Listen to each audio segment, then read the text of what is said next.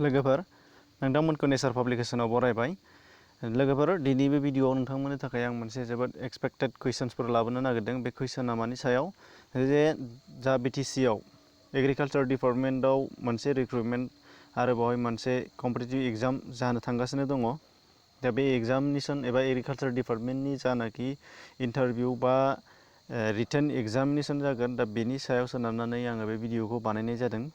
भिडिअआ जाहैबाय माखासे सुंथाब सोंनायफोरनि सायाव सेलेक्सन खालामनानै होनाय जादों। बेनिफ्राय नेक्स्टआव आसा खालामो नोंथांमोननि भिउसनि सायाव सोनारनानै आङो बेबायदिनो गुबुन गुबुन गासैबो सिलेबास बेस खालामनानै नोंथांमोननो भिडिअ बानायलांबाय थानो थाखाय मिजिं लानाय जादों। बेनिखायनो दा नोंथांमोनहा फारियै बेखौ नायनानै लाग्रोबानो जाबाय। बेनिफ्राय आसा फारि खालामनानै लादो नोंथांमोनहा, जाहाथे जानो हाथावा बिनि सायाव कमेन्ट हर। जुदि साबजानाय मोनाखैबा साबजानाय मोनदोंब्लाबो कमेन्ट हरबानो जाबाय। जेखिजाया फार्स्ट कुइसनाव होदोंमोन नोंथांमोननि थाखाय आसामाव एबा भारतआव मोननैयावबो आसाम एबा भारतआव मा रोखोमनि आबाद मावनाय जायो होनदों। बेखौ जों फ्रायानो मिथिखायो, अब्लाबो आं बेखौ फार्स्टआव इजि होनाय जादों।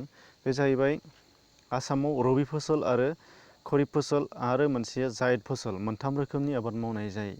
रबि फसल मानि मा? मेसें बोथोरनि आबाद, जे जायखौ अक्ट'बरनिफ्राय मार्च दाननि गेजेरसिम मावनाय जायो होनदों।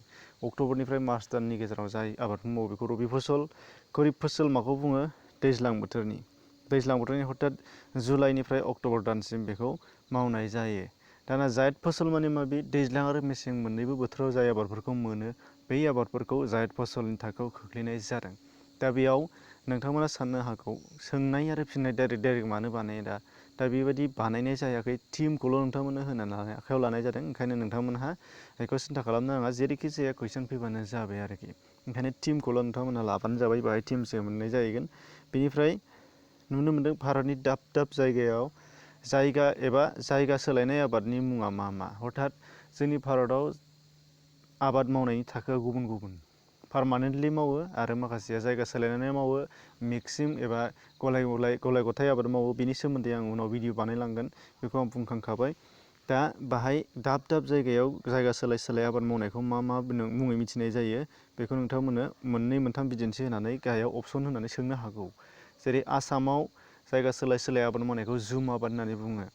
जों दा बेखौ इजिलि मिथिबाय। दानिया अन्ध्र प्रदेश आरो उरिष्यायाव माखौ होनना बुङो? फदु। अन्ध्र प्रदेश आरो उरिष्यायाव जायगा सोलाय मावनाय खान्थिखौ फदु बुङो। एखे आबादखौनो जोंनि आसामाव नाथाय जुम होनो। बेनिफ्राय केरेलायाव बेबायदि खान्थिजों आबाद मावनायखौ, जायगा सोलायनानै आबाद मावनायखौ पनाम बुङो। मध्य प्रदेशआव बिबर होनो आरो मासानबो होनो, नङाबा फेन्दा आरो बिराबो होनना बुंनाय जायो होनदों। बे मोनब्रैखौ मध्य प्रदेशआव बुङो। मोनब्रैया जुदि कमन नङाब्ला नोंथांमोननि थाखाय केरेलानि नङाबा अन्ध्र प्रदेश आरो उरिष्यानिया सोंजानो हागौ। आसामनियाथ' इजि, जुम। लाखिनि खोथा आसामनि फैयोबा। दानिया नैबे मोनसेया मा होनदों? आबादनि सायाव सोनारनानै मा आबादनि सायाव आबादनि सायाव सोनारनानै माखासे जोंनि मुलुगाव रिभलिउसन जालांबाय, माने सोमावसारनायफोर जालांबाय एबा जाबोगासिनो दङ। दा बै जालांनाय माखासेफोरनि सायाव बाहाय नोंथांमोननो एसे खिन्थानो आखायाव लानाय जादों। बिनि सोमोन्दै नोंथांमोना नायथारनांगोन। बेवहाय माखासेल' होनाय जादों। बेयाव मा होनदों? जेरैहाय फार्स्टआव नुनो मोन्दों नोंथांमोना ग्रिन रिभलिउसन, थारमाने सोमखोर सोमावसारनाया माबे दिहुनथाइजों सोमोन्दो दंमोन होनदों। माबेनि सायाव सोनारनानै सोमखोर सोमावसारनाय लादोंमोनबा? आदार एबा फुड प्रडाक्सन, आदार दिहुनथाइनि सायाव बाहाय सोमावसारनाय जादों।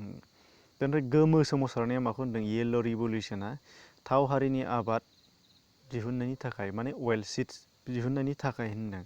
गुफुर सोमावसारनाया माजों सोमोन्दो दं होनदों? गाइखेर दिहुनथाइजों। बेनिफ्राय गोथां सोमावसारनाया माजों होनदों? ब्लु रिभलिउसना जाहैबाय ना दिहुनथाइजों। बेनिफ्राय गेरुवा दङ, ब्रन सोमावसारनायाव गेरुवा होनाय जादों। ब्रनखौ बर'आव मा होनो एक्जाक्ट जायाखै, नाथाय गेरुवाजों अब्लाबो होनाय जादों। ब्रन बाव कफि दिहुनथाइजों। बेनिफ्राय गोजा सोमावसारनाया जाहैबाय बेदर आरो टमेट' दिहुनथाइजों। सनाथि सोमावसारनाया, गल्डेन सोमावसारनाया जाहैबाय मा होनदों? फिथाइ सामथाइजों, आफेलजों, बेरेमोदैजों, बेफोरजों सोमोन्दो दङमोन होनदों। बेनिफ्राय गाहायाव नुबावदों सिलभार रिभलिउसना जादों नोंथांमोननि थाखाय दावदै दिहुनथाइनि थाखाय सिलभार रिभलिउसन जादोंमोन। बेनिफ्राय नेक्स्टआव नुनो मोन्दों नैबे गहआव ग्रिन रिभलिउसन एबा सोमखोर सोमावसारनाया जाजेनदोंमोननो बबेयाव? मेक्सिक'आव जाजेनदों। बाहाय डक्टर नर्मेन बरलाक बे बिथांजों मेक्सिक'आव ग्रीन रिभलिउसना गायसनजाजेनदोंमोन होनदों, बानायजाजेनदोंमोन। बेनिफ्राय जोंनि भारतआवलाय सोर बिथाङा ग्रीन रिभलिउसनखौ लाबोजेनदोंमोन? दा बेयावबो नायनो नोंथांमोना ग्रीन रिभलिउसनखौ भारतआव दैदेनबोदोंमोन डक्टर एम.एस. स्वामीनाथन।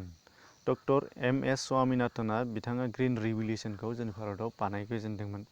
बेनिफ्राय बाहाय नुनो मोनदों OYVS एग्रिकालचारजों सोमोन्दो गोनां, बेयो रिभलिउसनजोंनो सोमोन्दो दंथारो।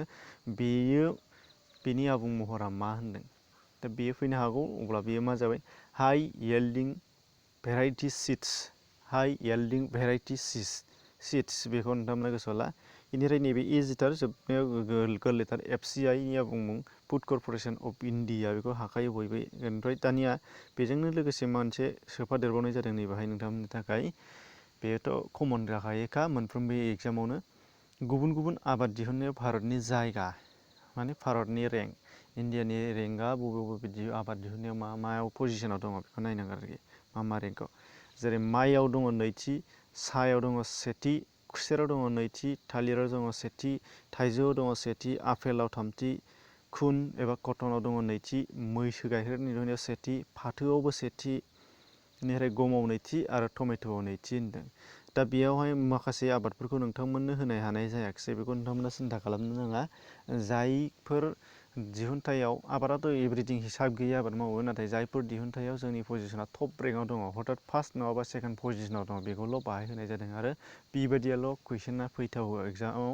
नाथाय बे 4, 10, 12, 20, 50 रेंक बेफोराव थाहैनायखौ जोंनो नाङा। ओंखायनो गासिबो आबादनिखौ नाङा, टप रेंकआव थाफैनायखौल' जों नांगोन आरोखि। दा बेनिफ्राय वर्ल्डनिखौबो नायनांगोन नोंथांमोना, वर्ल्डआव माबे फार्स्टआव दङ बेखौ नोंथांमोना नायनानै थाबानो जाबाय। आसा खालामो नोंथांमोननि डिमान्डनि थाखाय, आं डिमान्ड दङबा नोंथांमोननि थाखाय बेफोरखौबो भिडिअ खालामनाय जागोन। दा बाहाय नोंथांमोनहा साननो हागौ गलाय मोन्देर, जोबोद एसेल' भिडिअखौ सोसननाय जादों, नाथाय बेयो फार्स्ट स्टेप हिसाबै नोंथांमोननि थाखाय बेखौल' लानाय जादों।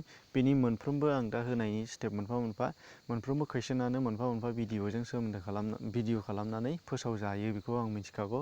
नोंथांमोनाबो बयबो मिथिगौ, जोबोद गोलाव हाबनानै दङ। जेरै हमनानै ला ग्रीन रिभलिउसननि सायावनो गोबांथार कुइसन जानो हागौ। दा बाहाय आं मोनसे फिसाल' होदेरना होदों। बेनिफ्राय क्रप्स आबादफोरनि सायाव गोबांथार कुइसन जानो हागौ, आं बेयाव नोंथांमोननो फिसाल' होदेरना होदों। आरो हमनानै ला जोंनि इन्डियायाव आबाद मावनायनि थाखो, भारतआव आबाद मावनायनि थाखो, आबाद मावनायनि टाइपफोर, बेफोरबो गोबां कुइसन जानो हागौ। दा बेनि सायावबो मोनसे भिडिअ बानायजायो। दा बेयाव आङो एडभार्टाइज बायदिल' नोंथांमोननि थाखाय फार्स्ट टाइम हिसाबै बेखिनि भिडिअखौ बानायनाय जादों। मोनफ्रोमावबो हाबजोबनाय जायाखै, आरो आसा खालामो आं इयुनाव नोंथांमोननि डिमान्डनि सायाव बेखौ आं हाबलांबाय थागोन।